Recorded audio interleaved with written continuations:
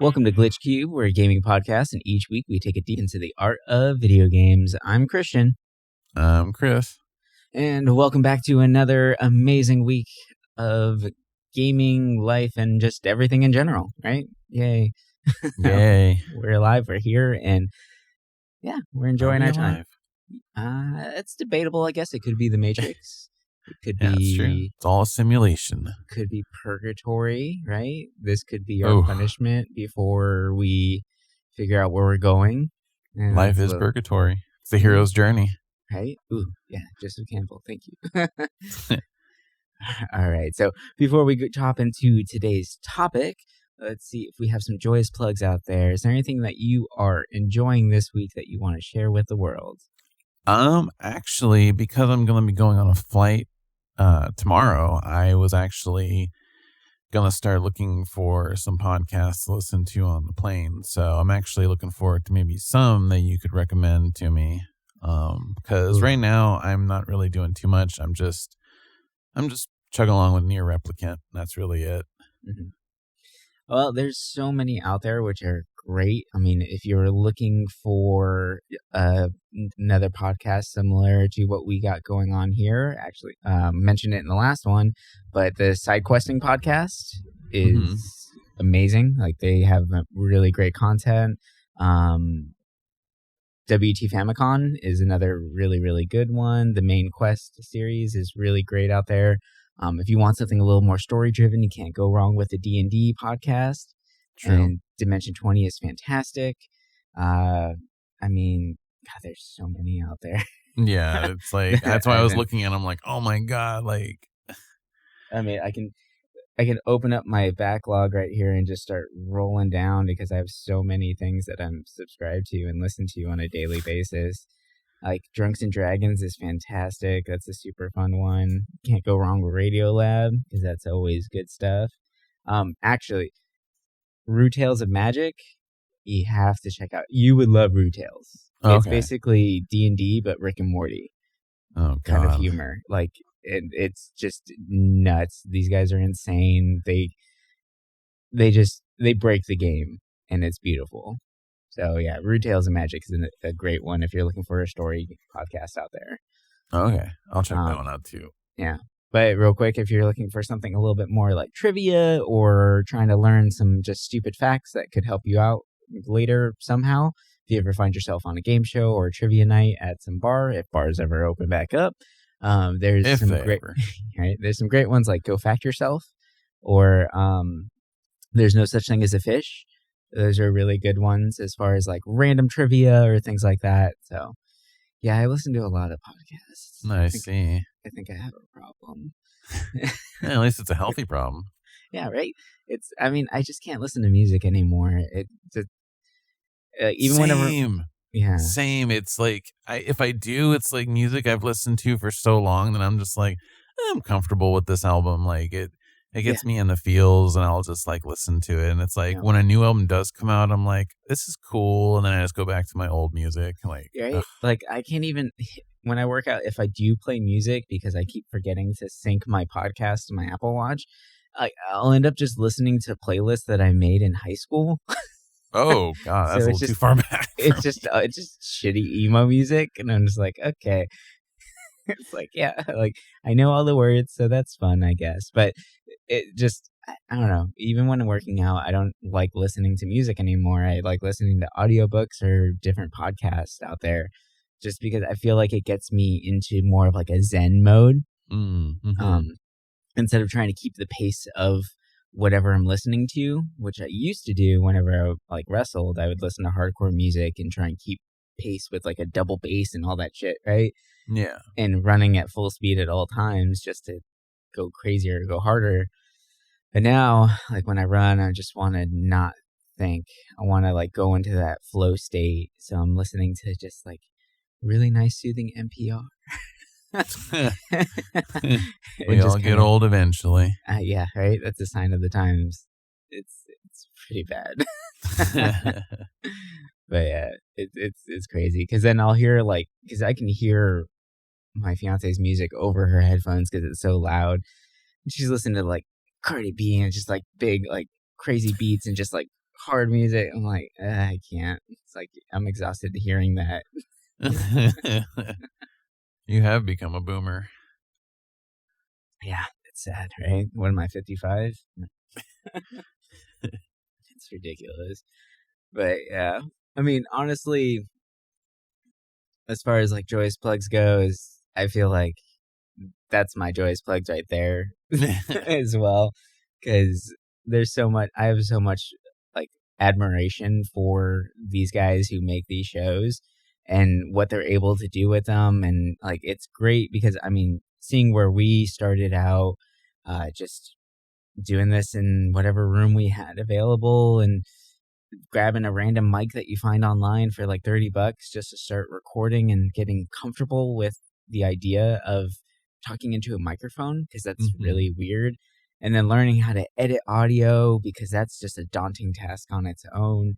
It's been a really, really fun journey, and seeing the amount of work and production value that goes into some of these other shows just really inspires me to really try and up our game every time and figure out better ways of doing this, figuring out better ways to become more comfortable in front of the mic, and just really set the mood and create that headspace where you guys, the listener, feel like you're having a conversation with us in the room. Like you guys are really a fly on the wall. And that's the ultimate goal there, is to make you guys feel super comfortable with it. And without these other shows continuously pushing us, it's to create a better product, because that's what we're doing. We're making a product here. You know, we wouldn't be where we are today, 32 weeks into this now, which is crazy to think about. We're almost at a year of doing it. And oh my God, I still feel like yeah, we've learned a lot, but we still have so much to learn. And I'm so thankful to the community out there for everything that they've done for us, like all of the support that we're getting, and the fact that people are even comfortable enough with asking us questions, which I think is crazy because we're still figuring it out too. But the more we can help others out, we are more than happy to do that. And it just makes us feel good. And when we help other people make a better product, it pushes us to ourselves make something even more amazing. So, yeah, that's my plugs, I guess, too. So thank you guys for everything. And yeah, we're just going to keep plugging away at this.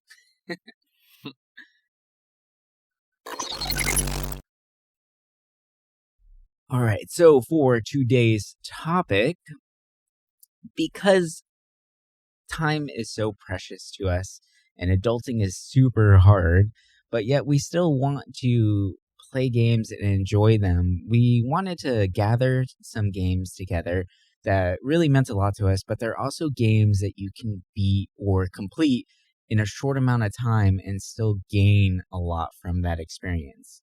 Whether it's quick little shooter games, arcadey style stuff, or games that have an amazing story compacted into a short amount of time, they range, right? There's a lot out there. There's a lot of content out there to siphon through, and it can be very daunting for someone to try and pick a game, especially whenever you don't when you realize that you don't have a lot of time to play games anymore, which is unfortunate to think about. Depressing. And it's what we deal with on a daily basis, honestly. Yep. So we wanted to help other people out there like us, because I'm sure there's other people out there who are going through this same problem. And we have gathered together some games that we really love, and we are calling them our lunch break games. Games you can beat relatively quickly. We try to keep the list down to ones that are under 10 hours, right? That's kind of what we were trying to shoot for. Because I feel like that's a realistic amount of time. If you have, like, let's say a week or two and you only play for like an hour or so each day or every other day, you can get through these games, feel accomplished, and get a great experience out of them. So I think we have some good stuff here for you guys. Yeah, I'm kind of surprised how many there are. Like, I was kind of looking through like how long to beat, and it's surprising how many, like, obviously a lot of these games, it's just the main story. Like, if you wanted to do side quests, like, you can probably push these games a little bit longer. Yeah. But to get the meat of it, like, it's interesting how quick games can actually be beaten. Mm-hmm. And I never really realized that because I'm usually taking my time. I'm like, I idle the game because I'm busy doing other stuff, and I come back and it's like, how did I get to 25 hours? I'm like, oh, well, I idled it for like 4 hours. I forgot, Right. I'm excited with this list though. Yeah. So do you want to start us off? What's like one of the games out there that really you hold near and dear that you can actually beat in a quick amount of time? I think for me, I'm gonna go with kind of a classic. I think for all the people out there who have Nintendo Switch Online, I'm gonna go with some easy ones. I think Donkey Kong Country is probably one of my favorites. Classic. I love it to bits. I still play it almost every couple of years. Like it's just a constant like comfort game. Nice. And surprisingly, a lot of games from on that service are actually all short games, which is perfect because you're on the go. You're playing these games, Super Metroid, Super Mario World. Like it's nice. And I'm noticing because I have been busy lately, I've been jumping back to these older games because I never beat Super Metroid. Surprisingly, there's like a lot of Super Nintendo games I never beat because all I ever really played on it were RPGs. So I didn't get to experience a lot of these like really fun known games. So I'm kind of going through those right now, and it's nice being able to beat it in a quick session. And I feel like those kind of games too, especially when they came out at our age, they were really difficult. Yeah. So it became more of a daunting task. But now that you've not only gotten older, but you've leveled up as a player, you're able to go back and appreciate and really enjoy these titles now. Yeah, it's nice. And keeping on with the Switch, Super Mario 3D World was another one that I know can be beaten just about 10 hours, maybe a little bit longer with the new content they added in there, Bowser's Fury. But if you're looking for a little fun 2-player or single-player platformer, I think it's definitely worth checking out. And you can't beat a classic. It's Mario, right? People really regard this one as like really well made. I didn't know that because I never played it for the Wii U. So when I got it on the Switch, I'm like, oh, this is cool. It's going to be like another typical Mario game, but it's interesting how many little mechanics they add in there. Like the Cat Mario and stuff. Yeah, that's the one where it's the first time where you get to play as like Neku Cat, right? Yep. That's awesome. And it's actually really fun mechanic. I like it. I really enjoyed the game so far. Yeah. And I love how that cat has kind of integrated its way into a lot of different like Nintendo properties now. Yeah. That like little cat costume that he wears, which is amazing. Of course I love that. But have you seen that, just kind of going off on a little tangent real quick, but the Miitopia RPG game that they're coming out with? Low key, I am so excited for it. Like I was watching some trailers for it and I watched like some more gameplay on it, and it looks like my kind of game. It looks dumb. It looks goofy. The Mii Maker looks amazing. Yeah, it does. And one of the classes is actually like a fighter class where you're dressed up in the cat costume. Dude, I can't wait. I already know I want to play the hell out of that game. It's definitely a day one purchase for me. Like I'm stoked. Yeah, I love the fact that it's perfect, and it's cool because you can see that they tested the waters out with Smash Brothers and bringing in the Miis. And then with the success of that, they're actually making an entire game based on that. And I'm excited to see what other titles they might come up with later on in the future using that kind of idea where you're able to put your Mii into the game, which is actually really cool. Well, it was originally on the DS, but it was like such a... Oh, really? Yeah. Oh, gosh, on the DS, you had like the Mii Plaza or whatever, and you had all these little like adventures you could go on with your characters, and you would actually unlock things by like if you had your DS while you were walking, you could use coins spent for how much you walk for like turns or costumes. And yeah, there was something for the DS. The reason why this is blowing up is because how detailed the maker is and how they actually made it into like a big story. That's cool. Oh, but I I'm kind of behind, missed it out on the obviously. DS, so I'm Yeah, excited. I didn't even know it was on there, so I'm super excited for this one. But anyway, Yeah, we will that was definitely talk about that when yeah, it that's comes gonna out. be a topic for a later episode, of course. A little tangent there, but that's fine. But what about you? What's your near and dear? Ooh. So there's quite a few, and the games that I'm drawn to, and I'm sure a lot of people who've been listening to the show realize that I'm very like I really want a good story in my game. Shadow of the Something Colossus. No, surprisingly, although that is a great one, I wanted to try and touch on other games for once because that's all I talk about is Shadow of the Colossus. But this is another game that I have talked about a few times, but I feel like everyone should at least experience this title. Is Journey. Oh yeah. Journey is amazing. It's really short too. You can beat it like in 2 hours, and the gameplay is super simple, so anybody can kind of get into it. It reminds me of playing like old like classic games where there's not a lot of like hand holding when it comes to the mechanics. You have to just figure out the world around you, which is its own fun exploration aspect to the game. But the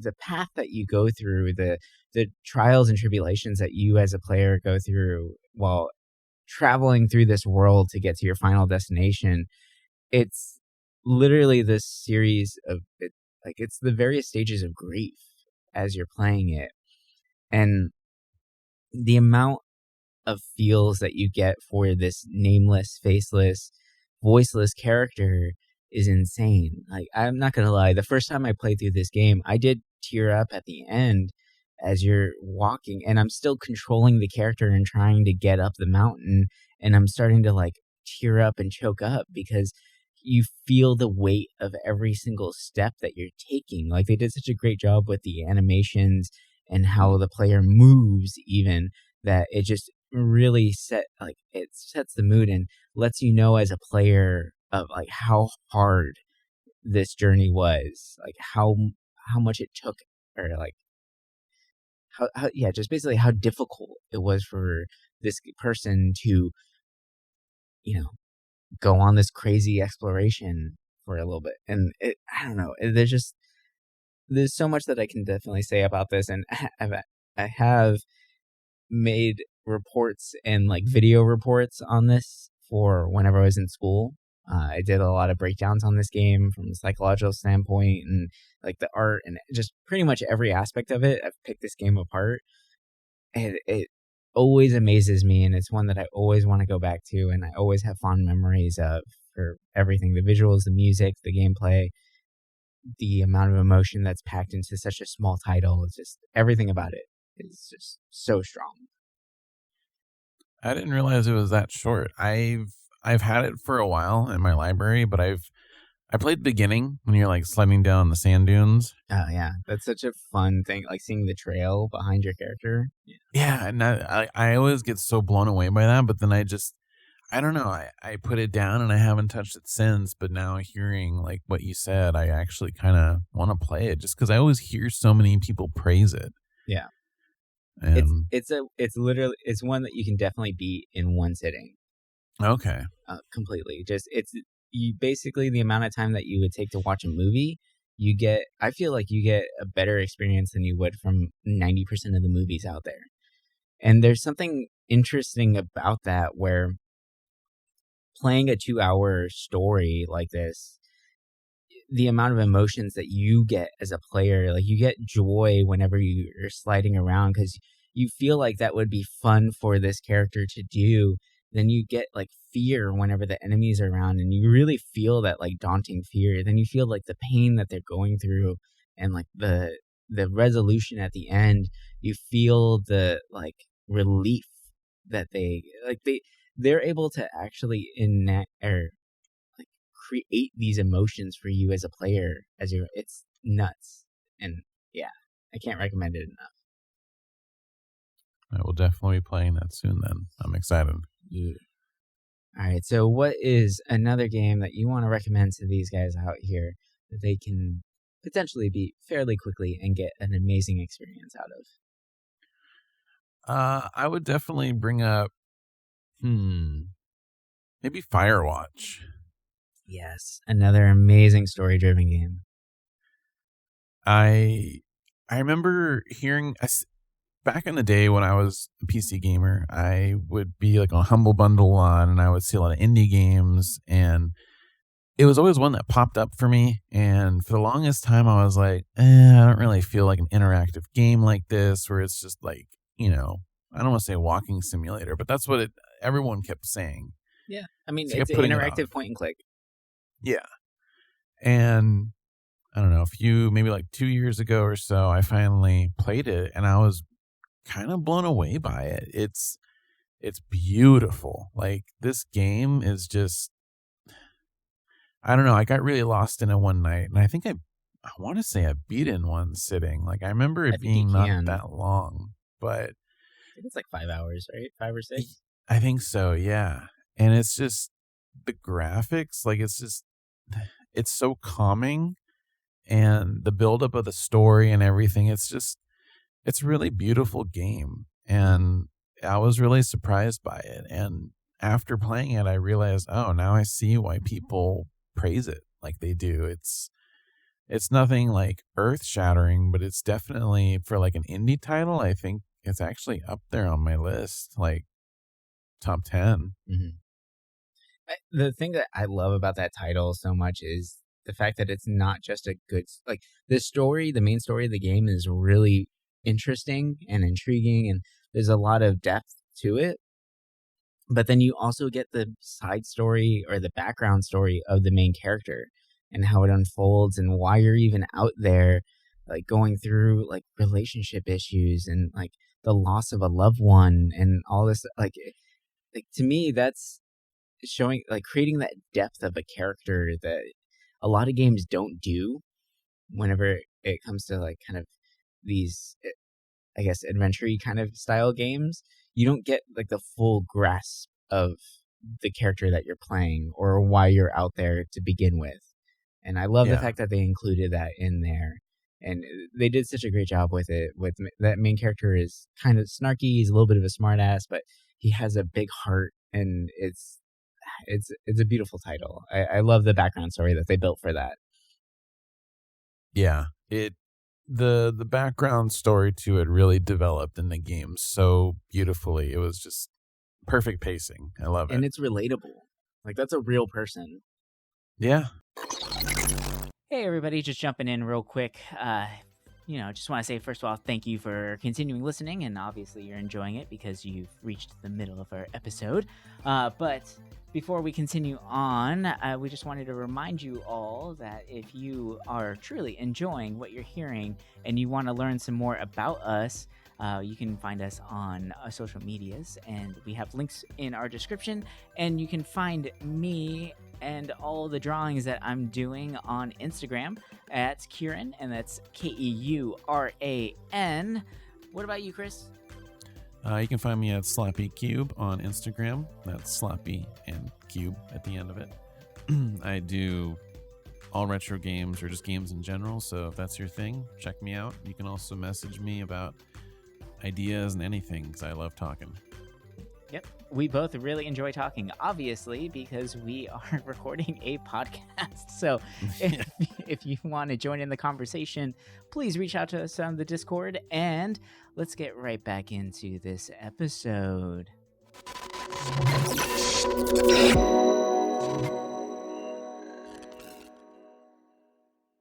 All right, so for this next one, we've touched about two very story-heavy games where if you're looking for an amazing, like, strong experience emotionally, you can get something out of those two titles in a short amount of time, right? Those are great. Mm-hmm. This next one is a little different. It's a little off of people's radar, I would say, but a hidden gem. Kind of, right?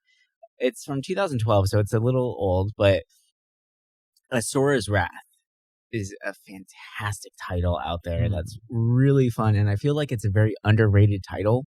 And I can see why people might not want to play it, but I feel like now, later, like the fact that it's been out for a while, I feel like this is the right time for people to really get into it or get back into it, at least. So it is an action game. There's a lot of fighting, and it's very like there's a lot of like I guess like brawly style like roars when the fighting happens. It's but the makers of the game actually called it an interactive anime. Huh. So this game kind of came out whenever like I guess active time interactions Oh God, were yeah. really big, and they use that in the cinematic cutscenes to make the player more involved in every aspect of the gameplay, right? So Yeah. you have the really fun fight scenes that are really cinematic and just grand, like out of this world. Like literally, you fight in space at one point, which is kind of crazy. Whenever I explain what the actual theming of the story is, but like it's such a grand scale, and then when the cutscenes happen, you're still in the action. Like you still have to control the character and continue on with the fight no matter what. And it's actually a very strong story hidden in this like very action oriented, angry, like anger fueled style game.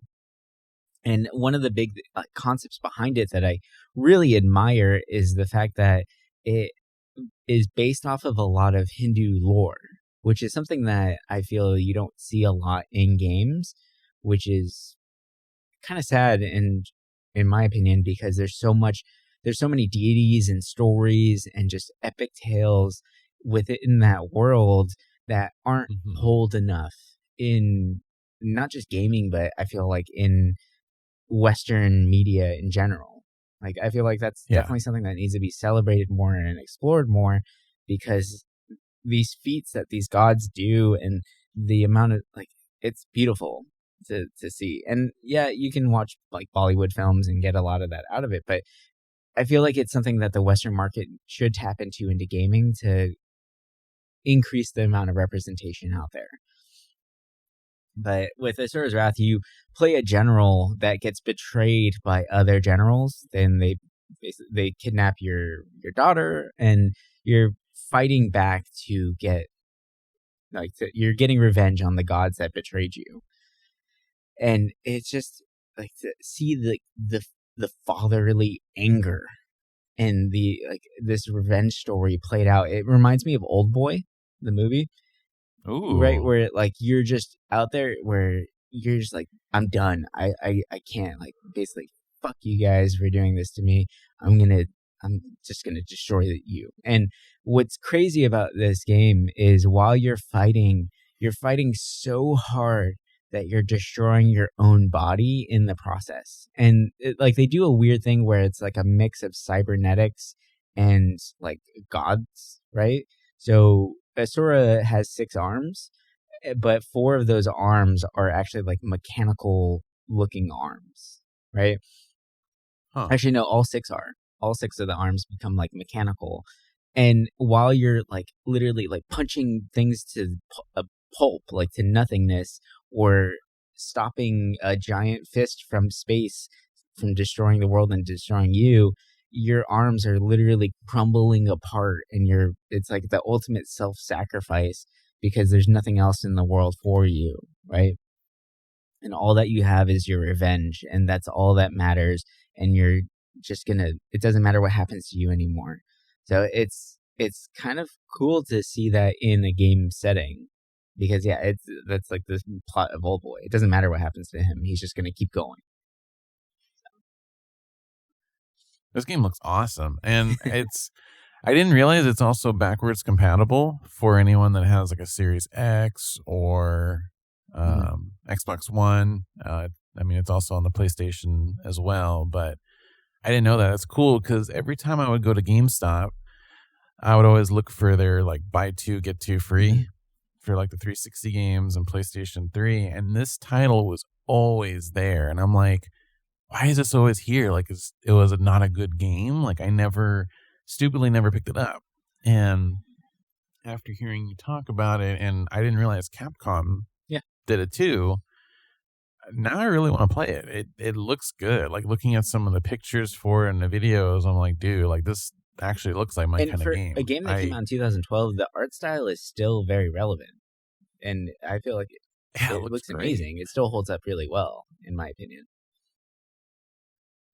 Like, I hate QuickTime events, but if it's done right, which looks like it is in this game, I think I might have to I feel pick like this it up. is, but I feel like it came out during that time where like God of War kind of overdid it, and people were Yeah. starting to get kind of tired of it, right?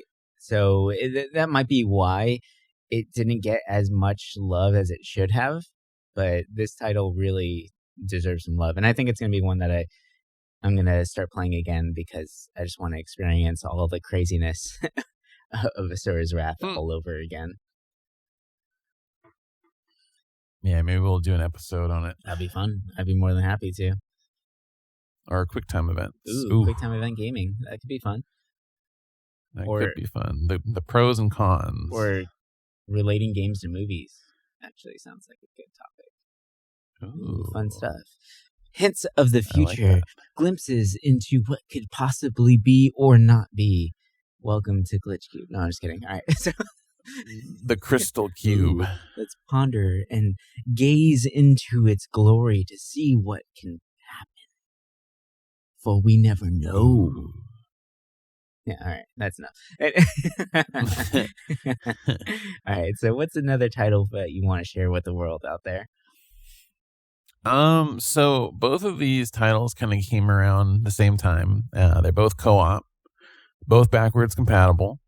And first off, I'm going to go with Portal. Classic, yeah. I think more so Portal 2 because Portal 1's really short. But Portal 2, I mean, if you haven't played it by now, you gotta. It's just quirky, difficult at times, and it's the perfect co-op experience. Like I love it. And it's short. I think it's like 6-7 hours according to the average time. And I remember it being that short. And it's just, I don't know. I love those games a lot. And I really wish there was a third. But we all know how Valve does with 3s in their games. So maybe one day there will be like an indie version of it. And then another one that I was contemplating talking about it because there's a few series that I would easily bring up in this because most of the games in these franchises are pretty short. But I would definitely pick Halo. Oh, yeah. I think Halo's nice, fun, short. You know, it's your typical mid-2000s shooter, so you can't expect anything crazy, but I mean, it's Halo. The amount of lore that they packed into that series, though, that franchise, is pretty amazing. And it's not just a good game for multiplayer. The single-player story is probably the best, I think, for one of those, like for an FPS. Because usually that's the thing that people kind of just gloss over. It's not that big of a deal, but the campaign in that series is actually really, really enjoyable. I think aside from the multiplayer, I think that is what made Halo stand out at the time. Because around then, like, shooters, they were just they had a really, like, generic story. Yeah. You look at a lot of titles that released in that time, and Halo just stood out for that reason. But I think it's a fun little experience. I still try to play a little bit of Halo every now and then, but I feel like for me, I don't know, shooters. I love old school shooters like that. I mean, it's not really even old school anymore at this point, but I don't know. There comes a time where I just get burnt out by them. So I don't know. I think Halo's a fun little experience if you want something quick and short, and it's available Game Pass, all of that, so it's easy to pick up and play. I feel like it's always available. That's the Microsoft like baby, so like that's always going to be available. Yeah. But yeah, and I think one more to bring up kind of in this time, this is kind of more of like an honorable mention though, would be the Resident Evil series. Yeah. I know 8 just came out, and I heard 8 is kind of short as well. I haven't played it yet. I want to, but I want to play 7 first. So I think that's another good little franchise to get into if you want something quick. It's been a long time since I played a Resident Evil. Like I played the 2 remake, and that was it. Like before that I played like 4 and the original Resident Evil. So I really want to play 7 just because the only time I played it was in VR at a friend's house, and I lost my mind in that. Like it was like I almost just want to not play it until I can get a VR set to experience that. But at the same time, I want to see where everyone's hyping it, and since they're short, it'd be a nice little weekend play. It's interesting to think about how those games are actually pretty short, right? With how much lore and love and appreciation that these titles have gotten, those games are generally pretty quick to beat, and they've always have been. Like they're fun, quicker experiences. Yeah, you can like dive in more and explore every single area to the fullest and just kind of wander for hours and hours, because in a lot of those games the scenery is just as beautiful as the gameplay itself, surprisingly for a zombie game. Right, it's probably one of the most cinematic zombie games ever created, with the deepest lore. I think and so. All that built into it. But it's surprisingly a fairly quick game if you want to just get through it and you want to just experience these titles and have a good, fun experience with them. They are definitely good ones to check out, for sure. Do you have any more mentions? I do, actually. So this developer is one that we both really love at Supergiant Games. Most of their games are pretty quick, right? And they're amazing to go through. They're really fun. But one game that I think is the game that actually introduced me to Supergiant, or got me the most interested in the titles that they are making, and that is Bastion. Bastion's fantastic. If you haven't played it, it's I guess 3/4 view top-down adventure game. I think that, yeah, it was their first game too. So amazing title. The big thing that really drew me in originally was the artwork, of course, because it's really well drawn. All the character sprites are really beautiful.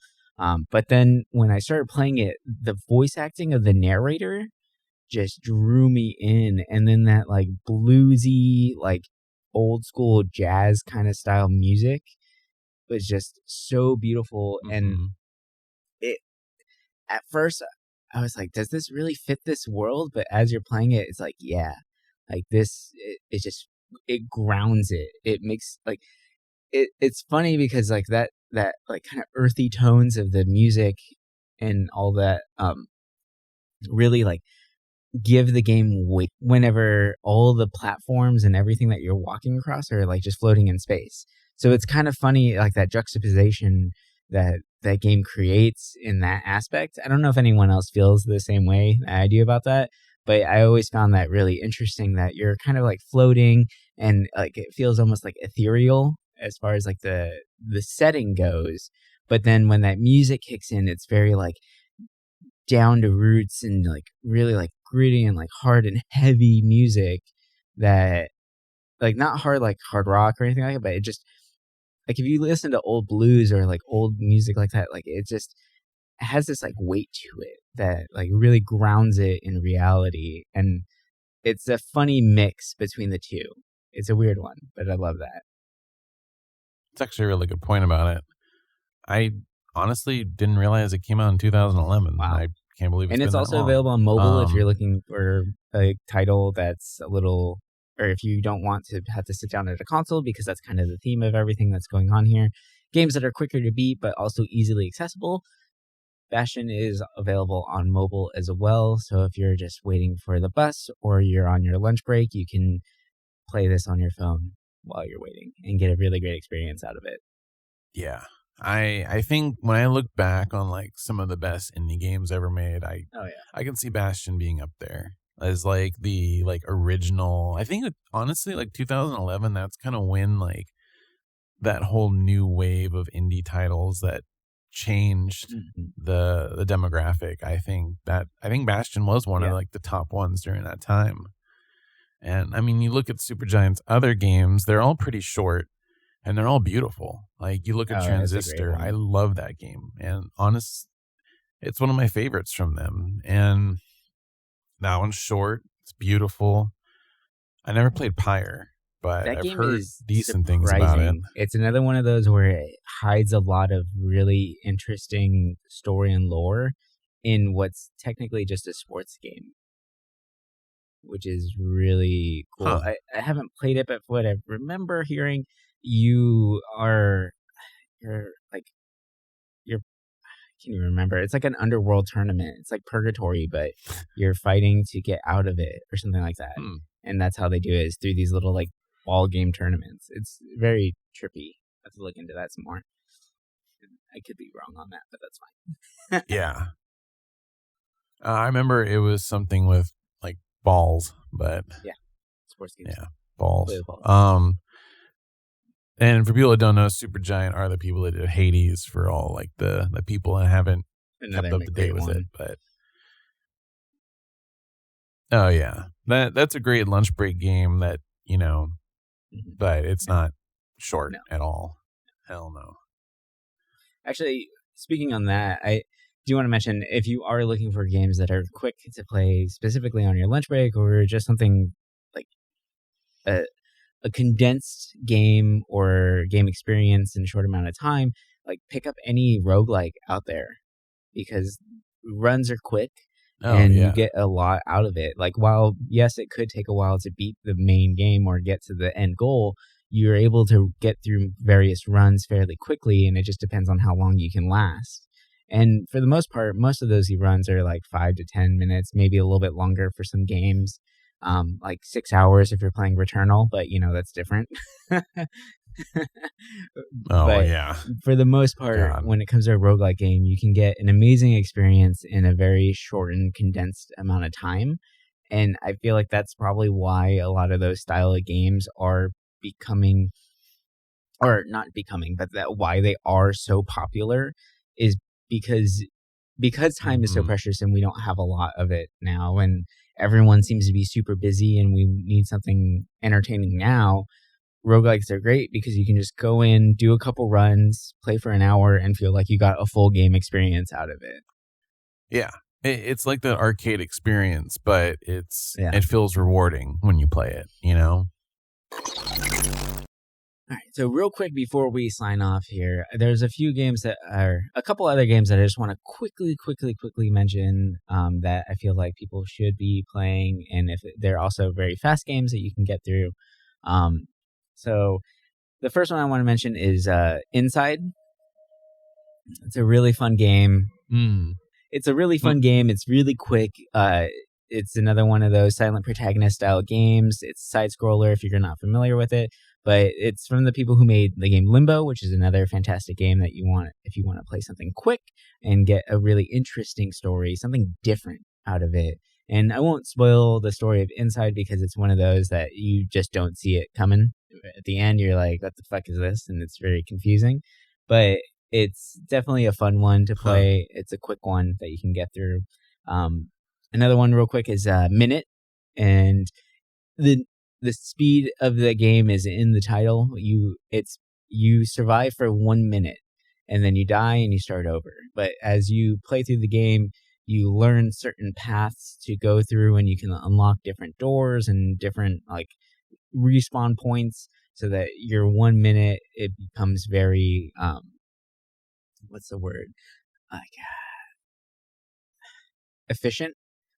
So yeah, your 1 minute life becomes very efficient, and you're able to accomplish goals and beat the game in a quick amount of time. But you could also explore and try and figure out all the little side questy things in there, which is really fun. And then the last one, going off of like the whole roguelike kind of style, is Crummit's Tale. I love that game. It's a really great one. It's not only a roguelike, but it's also a card game, which I love card games. And the artwork is great. The fighting style is very simple and easy to understand, and you can get through these runs fairly quickly and have a really enjoyable experience while playing them. Yeah, and it's also mobile too, so if you're looking for something really fast and easy to play, that's definitely one to pick up.